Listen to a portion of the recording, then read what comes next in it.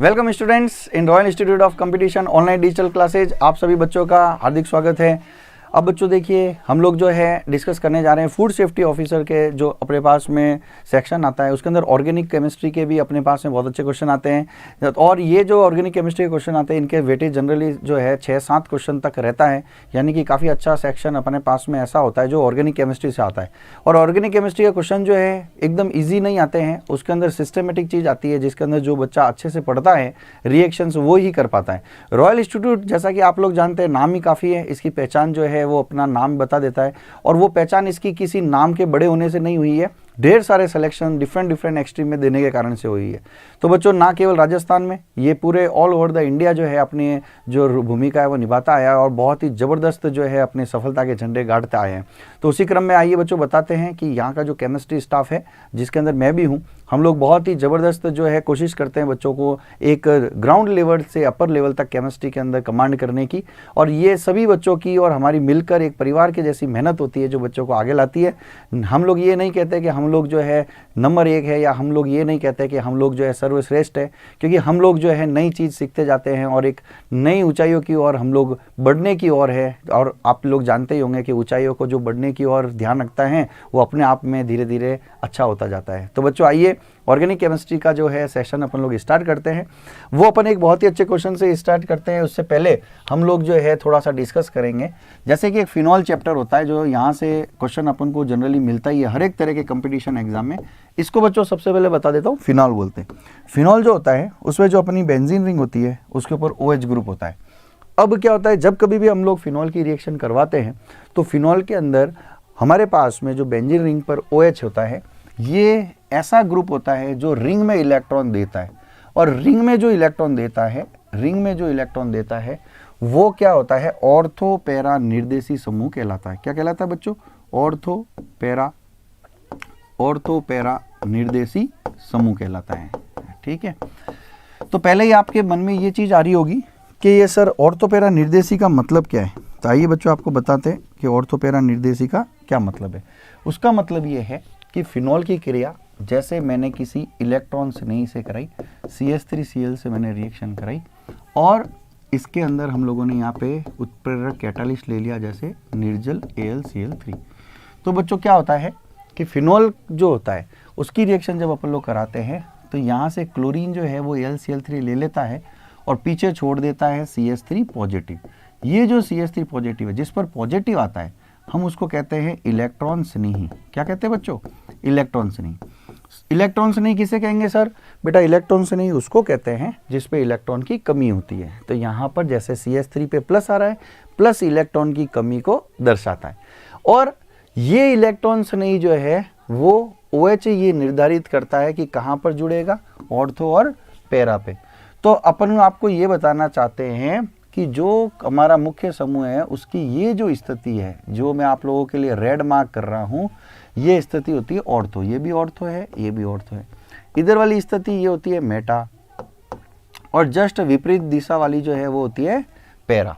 ठीक है, तो ये जो इलेक्ट्रॉन स्नेही आक्रमण करेगा ये ऑर्थो पैरा पे आक्रमण करता है, यानी या तो जाता है ऑर्थो पे या जाता है पैरा पे। तो बच्चों इसके 2 उत्पाद बनते हैं। एक तो बनता है देखो ऐसे, ऑर्थो पे CH3, और एक बनाता है पैरा पर CH3। इस प्रकार आया समझ में? तो एक जाता है ऑर्थो पे, एक जाता है पैरा पे। तो इसी क्रम के अंदर जो फूड सेफ्टी ऑफिसर है वहां से क्वेश्चन आया हुआ है उसके पेपर से, और वो ये क्वेश्चन आया हुआ है कि जब फिनॉल की क्रिया कराते हैं, फिनॉल की क्रिया जब कराते हैं क्लोरोफॉर्म प्लस KOH के साथ, तो एक क्रिया होती है। उस क्रिया में क्या होता है? उस क्रिया में ये बनता है salicylate plus 3KCl plus H2। इस तरह से अपने पास में क्वेश्चन आए। और वो क्वेश्चन क्या है जो आप लोगों के सामने है कि फिनॉल की क्रिया जब कराते हैं क्लोरोफॉर्म से KOH के साथ में, तो बनता है ये वाला यौगिक 3KCl और 3H2 है ना, 3KCl और 3H2। तो क्वेश्चन में ये पूछा गया था कि ये जो क्रिया हो रही है, ये क्रिया कौन सी अभिक्रिया है? तो बच्चों ये जो क्रिया है हम लोग पढ़ाते हैं, इसका नाम होता है राइमन टीमान अभिक्रिया। क्या नाम होता है? राइमर टीमान अभिक्रिया। राइमर टीमान अभिक्रिया दो प्रकार की होती है। अगर हम लोग फिनॉल की क्रिया क्लोरोफॉर्म और KOH से कराते हैं तो उससे तो बनेगा सैलिसिल एल्डिहाइड। क्या बनेगा बच्चों?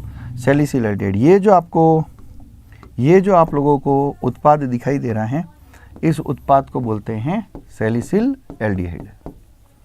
सैलिसिल एल्डिहाइड, ठीक है, सैलिसिल एल्डिहाइड बोलते हैं।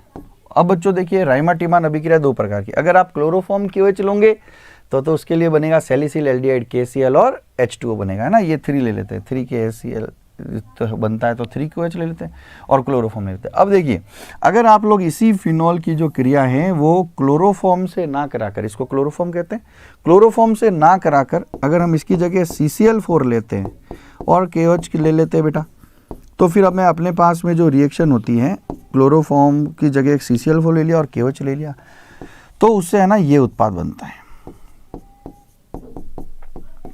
COH। इसको बोलते हैं सैलिसिलिक अम्ल। और अतिरिक्त उत्पाद आपको ध्यान है KCl और H2 बनते हैं। तो हम लोग जो इसमें अंतर बताना चाहते हैं वो ये है कि कंपटीशन में तो खाली इतना सा प्रश्न आया था कि ये जो अभिक्रिया दिखाई दे रही है, ये कौन सी। तो बच्चों इसका नाम जो है, दोनों ही अभिक्रिया जो है इसका नाम है, फूड सेफ्टी ऑफिसर में जो क्वेश्चन आया था कंपटीशन एग्जाम में, इसका नाम है राइमर टीमान अभिक्रिया। राइमन टीमान अभिक्रिया। तो आइए मैं पहले आपको पूरा क्वेश्चन बोलकर बताता हूं और फिर बताते हैं कि इसका आंसर कैसा था, है ना। क्वेश्चन अपने पास में इस प्रकार से था कि जो क्रिया दी गई है, जो आपको दिखाई दे रही है ऊपर वाली क्रिया, है ना, इससे रिलेटेड क्वेश्चन था। ये ऐसी कैसी क्रिया दे रखी थी पूरी, और पूछा गया था कि यह जो अभिक्रिया दी गई है, इस उपरोक्त अभिक्रिया का नाम क्या है। पहला ऑप्शन राइमर टीमान अभिक्रिया, दूसरा कोल्बे अभिक्रिया, तीसरा फिडेलक्राफ्ट अभिक्रिया और चौथा विलियमसन संश्लेषण। ठीक है, तो इसका उत्तर क्या जाएगा? राइमर टीमान अभिक्रिया। तो उम्मीद करता हूँ आप लोगों को ये रिएक्शन समझ में आई होगी। बस हमको वापस से जो चीज़ ध्यान रखनी है, मैं रिपीट करता हुआ चलता हूँ आपको, कि जब फिनॉल की क्रिया क्लोरोफॉर्म से करेंगे तो बच्चों यहाँ CHO समूह जुड़ेगा और इसका नाम होगा सैलिसिल एल्डिहाइड। इसको एल्डिहाइड समूह कहते हैं। CHO को क्या कहते हैं बच्चों? एल्डिहाइड समूह। तो आप लोग देख सकते हैं फिनॉल में कौन सा समूह जुड़ा? CHO। कब जुड़ेगा? जब क्लोरोफॉर्म होगा। इसी तरह से अगर क्लोरोफॉर्म की जगह आपने ले लिया CCl4, बस जरा सा अंतर है, बाकी कुछ नहीं। तो CCl4 लेते हैं तो यहाँ पर जुड़ता है कार्बोक्सिलिक समूह। कौन सा समूह? कार्बोक्सिलिक अम्ल। तो इसको बोलते हैं सैलिसिलिक अम्ल।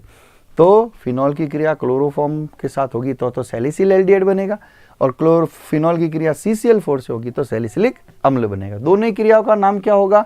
राइमर टीमान अभिक्रिया। आया बच्चों समझ में? तो उम्मीद करता हूँ आप लोगों को ये समझ में आया होगा। और भी ऐसे अच्छे अच्छे जो है क्वेश्चंस, कमांड कैसे करें केमिस्ट्री पे, कैसे केमिस्ट्री जैसे मुश्किल सब्जेक्ट को हमारे स्टूडेंट्स बहुत ही ईजी कर लेते हैं, ये सब के लिए आप लोग ज्वाइन करिए रॉयल इंस्टीट्यूट। और रॉयल इंस्टीट्यूट आपकी हर संभव मदद करेगा। आप लोग जो चाहते हो आपके सपने पूरे करेगा। Thank you so much. Bye bye, take care.